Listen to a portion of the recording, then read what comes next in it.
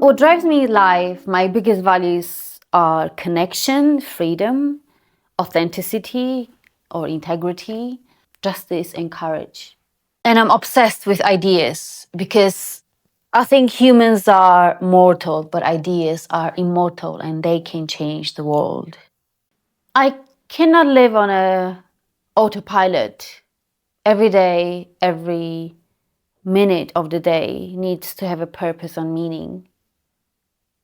I hate wasting time. I consider myself as a rebel, nonconformist, an outsider questioning reality, rules, norms, the status quo, including myself. I find this world to be dysfunctional on so many levels, whether that's the food we produce and eat, or the quality of our relationships with ourselves and others.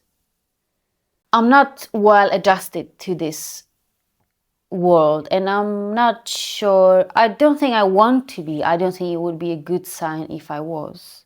I cannot fit into any conventional groups or ideas or mindset.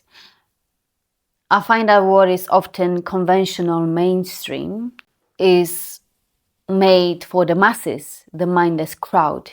I call it low quality McDonald's lifestyle / content to feed the crowd easily. But there isn't much nutrition, essence, substance, truth.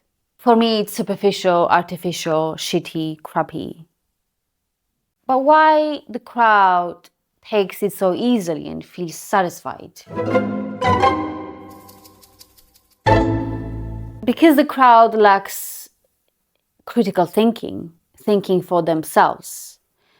So it's easy for them to follow some kind of guru or leader or government, religion, some authority, ideologies or spirituality, this recent fancy word, especially in the West. Everyone is spiritual. Oh my God. Namaste. Please, no. Leave me alone.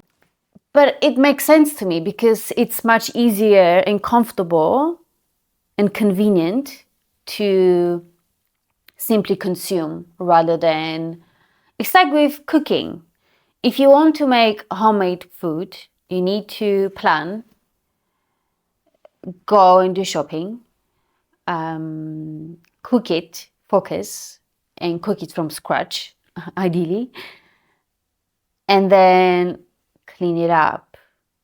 But it would be much easier to actually order food, takeaway, right, and just consume it. It takes much more energy to choose, select, and be discerning. But I often find that what is called alternative is often closer to the truth and maybe more authentic, more real and soulful. I could say I'm more alternative, but even funny, that word alternative often is perceived as something unscientific or weird.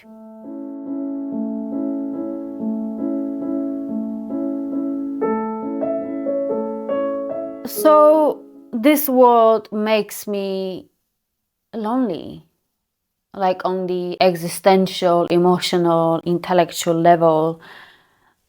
I find it hard to meet like-minded people in real life. Of course, luckily I can meet them online through YouTube, books. I guess that's it.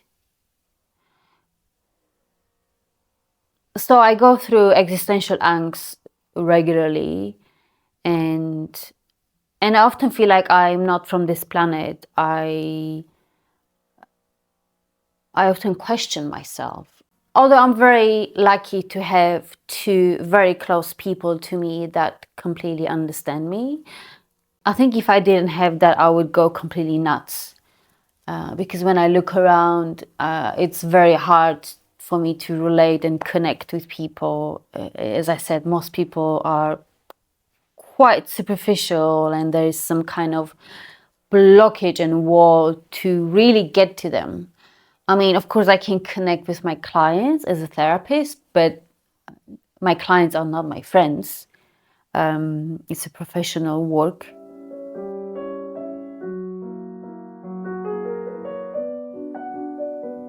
As I said earlier,